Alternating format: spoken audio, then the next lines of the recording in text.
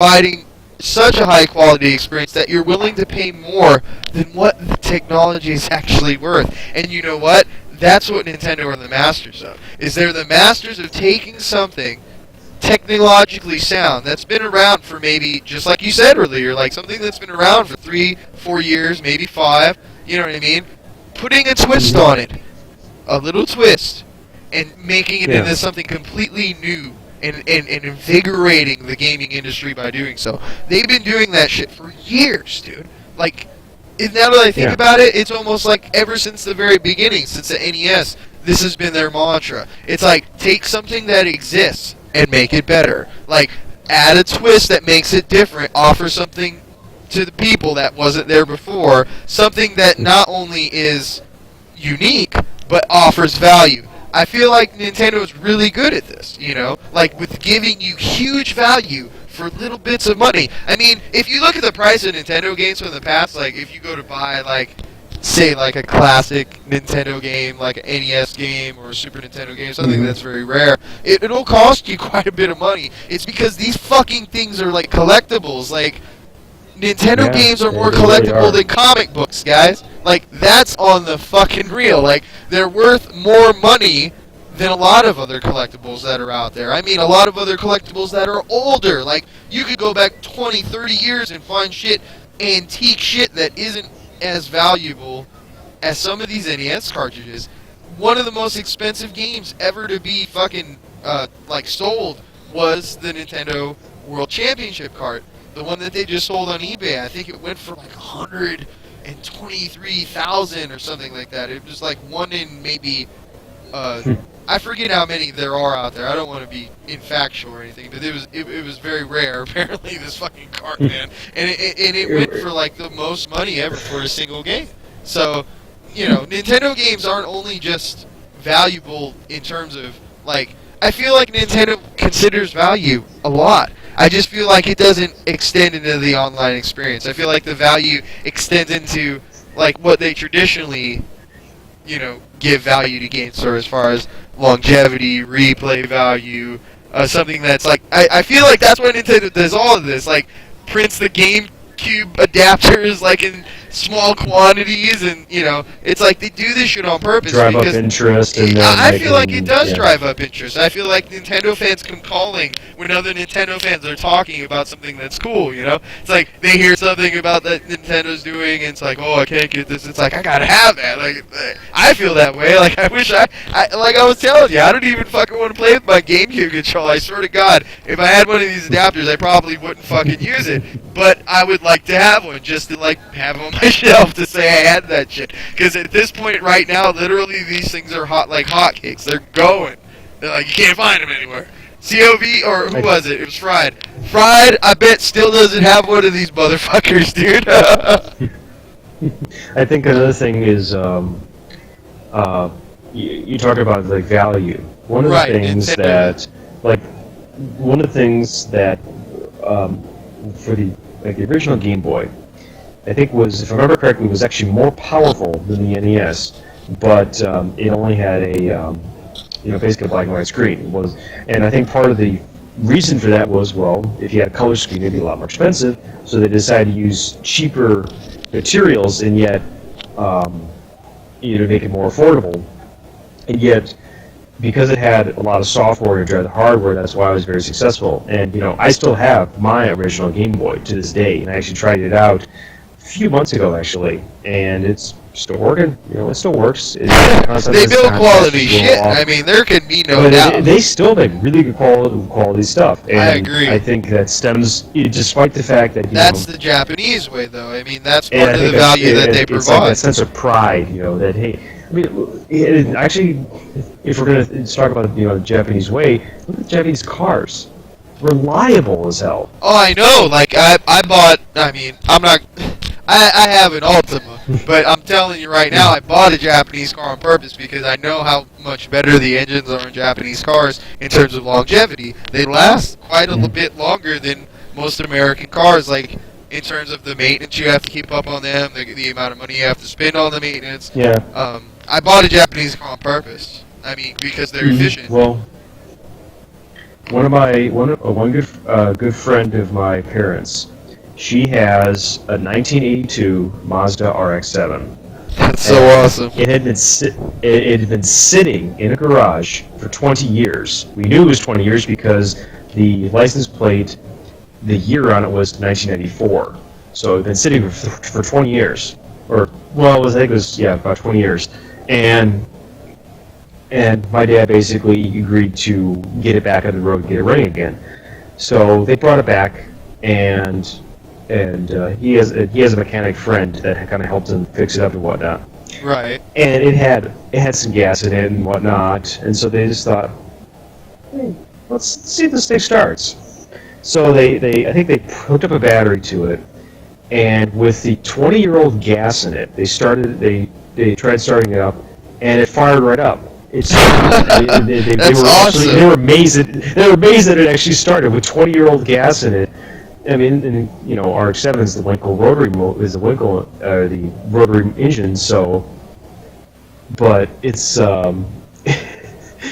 you just think about honestly, if that were an American car, it wouldn't have started. It would not have started. He just basically told you, like, in 20 years, like, from now, your Wii U is going to work, but your fucking X-Bone isn't, and your fucking PS4 isn't going to work. Your fucking Wii U is going to start up, though. My Game Boy still works. That's over 20 years old. Well, see, that's what it is, though, right? I mean, they take this technology that's a little bit lesser, a little bit cheaper. I mean, they're smart about it. They try to take technology that's been around for a little while and use it because they know how much cheaper it is. They know how much more profit versus cost they're going to make on each unit versus the competition. Like, no matter how much they sell, they're going to make a profit. And, I mean, that's the point. And I feel like Sony, like you said, dude, like the U.S. part of Sony is huge in terms of the decision making. Huge. Oh, yeah. Like, they're making big decisions in terms of, like, how the PlayStation is perceived here in the United States, the kind of features that it needs, the architecture of the way that it was built. I mean, this motherfucker might as well have been built by the Western province in terms of Sony, because everything about the PS4 and the Xbox scream Western. Like the technology behind it, the architecture within it. Yes. It's like a PC. It's nothing like a console. You know what I mean? This isn't something like that they built. It is more like a console, yeah. I mean, because they're basically off-the-shelf parts that you could probably find for a computer.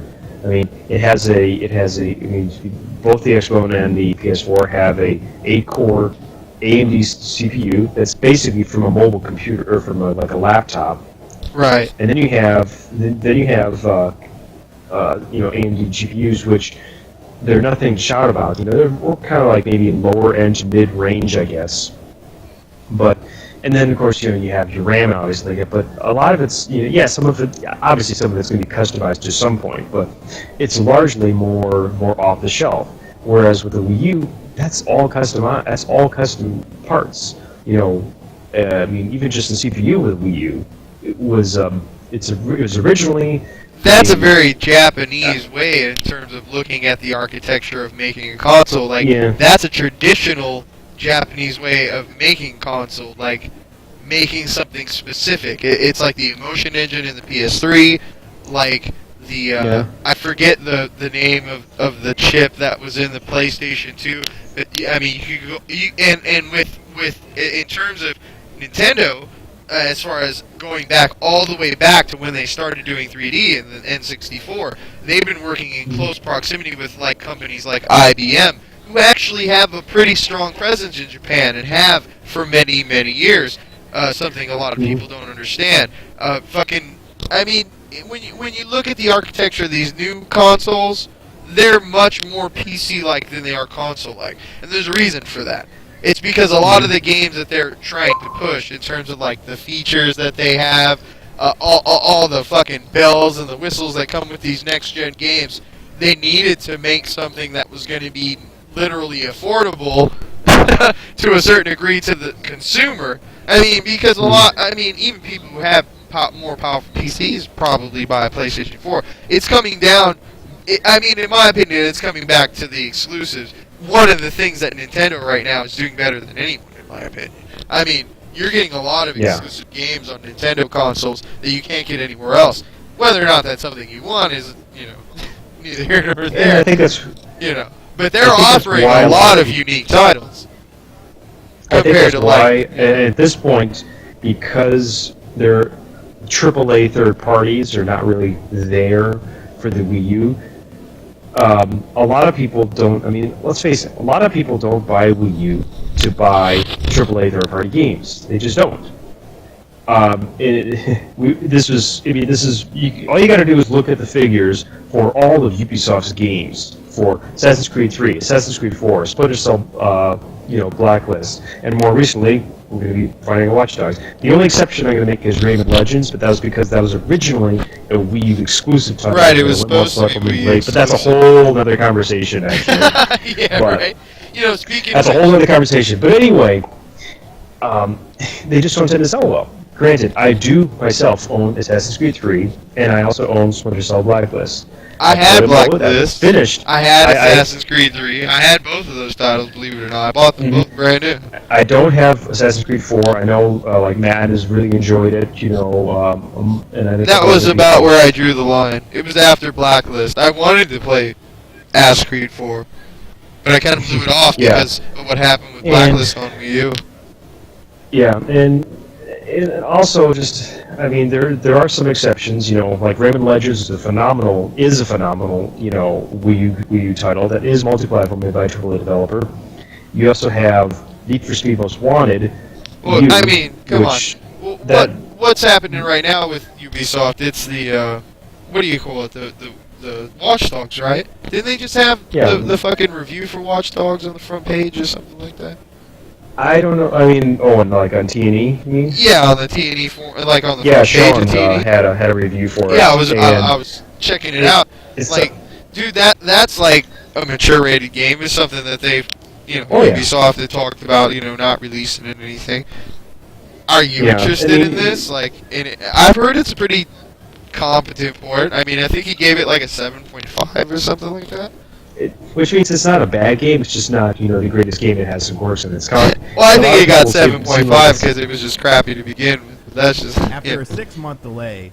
Ubisoft's open world. I look at it this way. I actually, when I first, saw Watch Dogs and whatnot, I was really excited for it. I thought it was really good. And then, of course, when the reviews started coming in, and then also not just reviews, but what other people were saying about it, kind of. But at some point, I might consider it. Whether it's for Wii U or PC, because that's really kind of what I decided on, whether or not it's going to be for games too. Although, if I do get a PS4 at some point, which I kind of want to. Jude was saying the fucking PC version was crap or some shit like that. And I think he was saying that too, and that was the only kind of Achilles heel. I was like, get one that may potentially look the best, but doesn't run for shit. And then you have, it sounds like the best version right now is probably either Xbox One or PS4. I mean, in all honesty, it looks pretty good to me. I mean, if you like these kind of games, I love open world games. But having a PC like you, I might, deviate to the PC version of this. Even though I probably won't even get into this, to be honest with you. Rockstar's bringing out GTA 5 in January on PC, and I'm not going to give two shits about fucking Watch Dogs after that. I'm just not going to even care. Same here. I probably wouldn't even care. Oh, man, dude. I seen you post in the chat about GTA 5 on PC. Now, that's what I mean. Are you really going to get this game? I want to play it. Shuldy, are you going to buy this? Are you going to be able to play this with me online? Because I've never played with you online in GTA 5. GTAO, I love this shit. It's like my shit. Yeah, I have Grand Theft Auto 5 for PS3, and I never played GTAO, but I do want to get it for PC when it does come out. What do you think about that FPS if you're get it for PC, that they're adding? like I said, doing that. And like you said, once Grand Theft Auto 5 comes out for PC, I'm probably not going to get two shits about Watch Dogs.